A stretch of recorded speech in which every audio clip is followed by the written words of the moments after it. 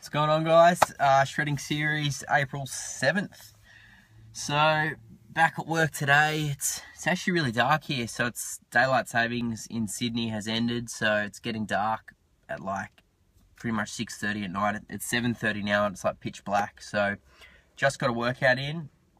Tonight I want to discuss a topic. I was chatting to a guy called Norman through YouTube, through Facebook. We were chatting just about losing strength.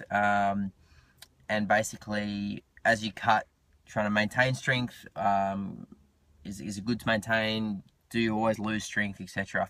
So I can basically talk about the ideal situation and also my situation, and is it different, and also last prep. So last prep, I lost a ton of strength, to be honest.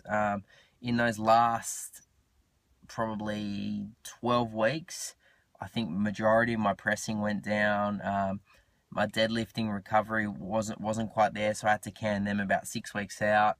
And the only thing I really kept was I got stronger on chin-ups. Squats weren't too bad, but the contrast between that prep and this prep in terms of strength is massive. This time is the strength has stayed with me, but I would honestly put that down to something I've discussed earlier about putting yourself in a good position to prep and not having to lose as much weight. So whether it's doing a couple of mini cuts in your off season or starting a little bit leaner, that's going to help you keep your strength during prep, because you're putting yourself in a better position where you don't have to lose as much weight. So prep's not going to be as invasive on the body, physically and mentally. So what I mean by that is, if you've got to cut from 195 pounds to 155 pounds, that's a massive chunk of body weight to cut, and it's going to be hard not to lose strength. I mean, your power to weight might remain pretty much the same, but you're losing weight and you might kind of only get a little bit weaker, but I doubt your poundages will go up.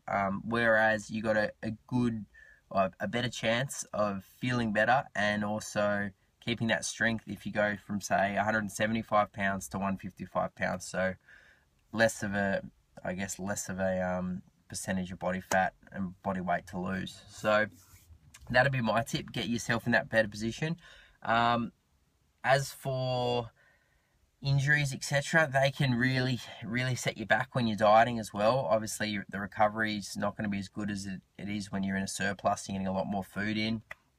But I guess one thing to keep in mind is just switching the exercise out. So if you hurt yourself, trying to pick a similar exercise that doesn't hurt and trying to get as strong as you can on that. I know from experience it is very hard when you're dieting, and if you're trying to have a bit of a dig and lose a bit of body weight, it's very hard if you take some time off. Say you take some time off squats, you take, say, 3 weeks, 4 weeks off squats because of an injury, or you just don't like them or something.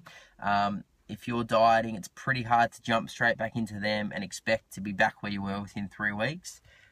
Typically, I would either say put your diet at about maintenance and try and get your strength back and get everything together before you start hitting the next fat loss phase, or just be patient, plug away, stay on your mobility, and that's all you can really do. I mean, as long as you're putting in the work, that's pretty much, in a nutshell, that's what you want to do to keep the muscle you've worked for in the off season. So, I mean, if you can keep the poundage the same, you're laughing, and then even that power to weight ratio might go up. So that's kind of my take on it. I'm going to keep trying my hardest to stay strong, especially in the presses.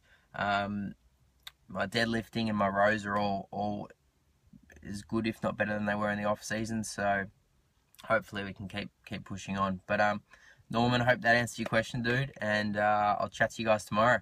Peace out.